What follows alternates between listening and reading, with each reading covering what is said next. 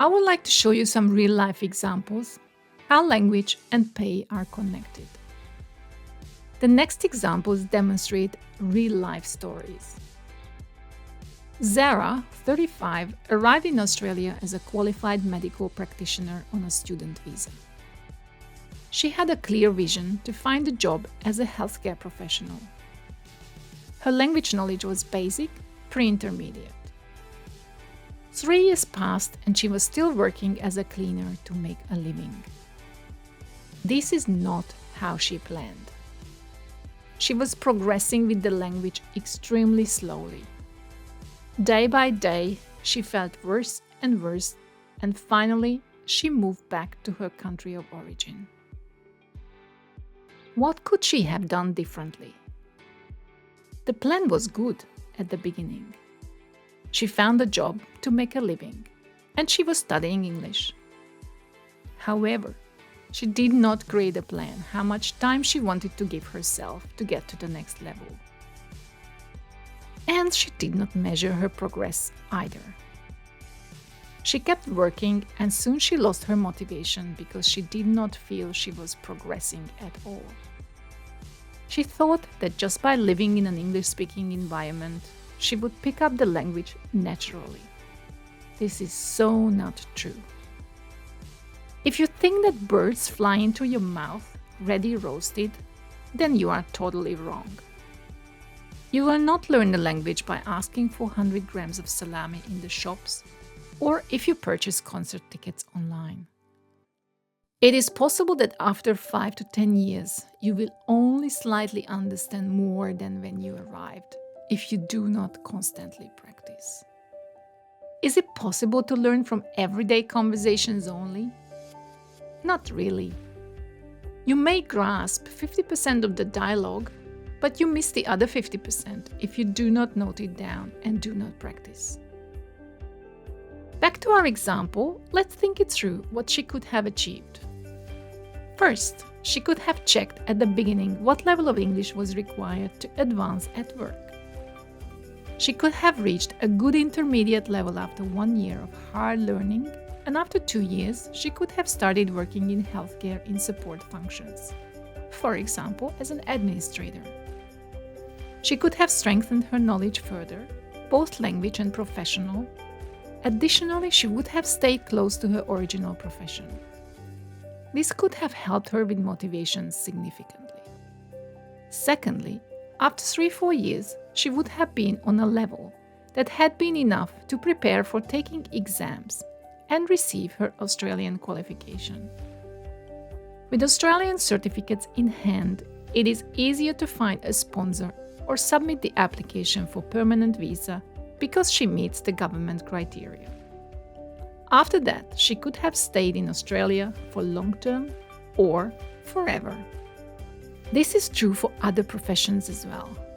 The most important thing is to reach a good language level. This is the next step for a better job and a permanent stay. She arrived with wonderful dreams and left the country disappointed. Gabby and Simon, 40 and 44, arrived 10 years ago. It was easier for Gabby. She studied English in her home country and had fluent language skills. Despite her strong language capabilities, she did have some challenges at the beginning with Australian pronunciation. You need a month or so to get used to how words are pronounced in Australia. Her ears were accustomed to British English. This is totally different. Simon had good foundations. He was able to organize travel, rent a car, book a hotel, simple things. Simon enrolled in a language school for 6 months to learn English. It was a bad decision for him, as he was not practicing much and he was not developing much. He got better gradually, but not as fast as he could have done it if he had practiced. Even if you learn new things, words, phrases, you will forget quickly if you do not apply the skills. After a few years, still not happy with his language level, he figured out his own methodology. He listened to English podcasts while driving to work. He found a local organization and through that, a volunteer English teacher who was giving him classes every week for 2 years. After 10 years, he understands what is going on around him in about 70 to 90%. He's confident to make phone calls. This is usually very challenging for a non-native speaker. He can communicate with many grammar mistakes.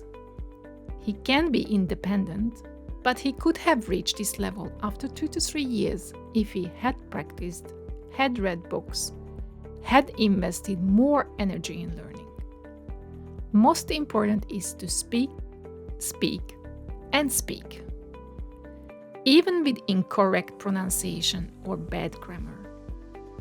He was brave enough to follow this advice, but sometimes it is very challenging when the locals do not understand your pronunciation. It can be embarrassing.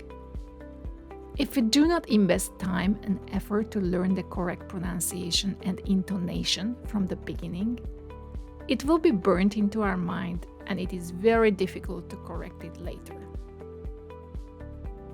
Mina, 25, had only basic English when she landed in Australia. During the first 3 months, she was studying English at home. She started to work in childcare as kitchen hand as she did not need to talk much.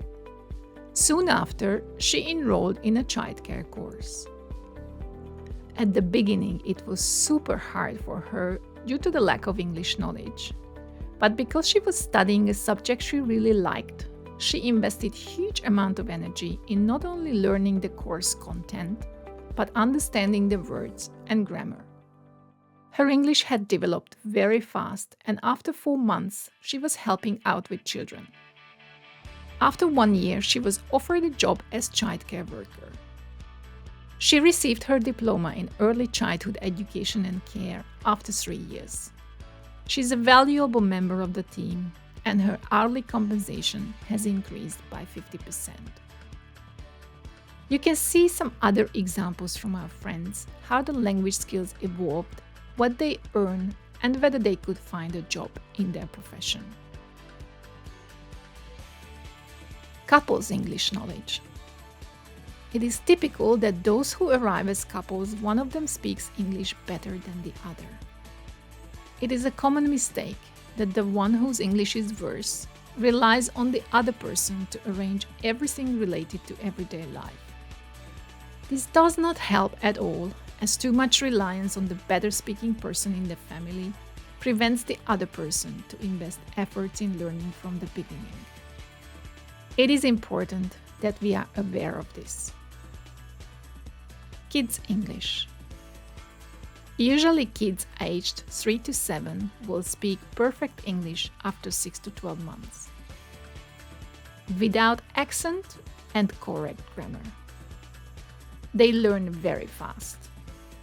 There is no need to pay for extra English lessons for school-age children. The education system helps them integrate quickly. The challenge for them is how to preserve their mother tongue due to the limited use of their native language, usually only at home.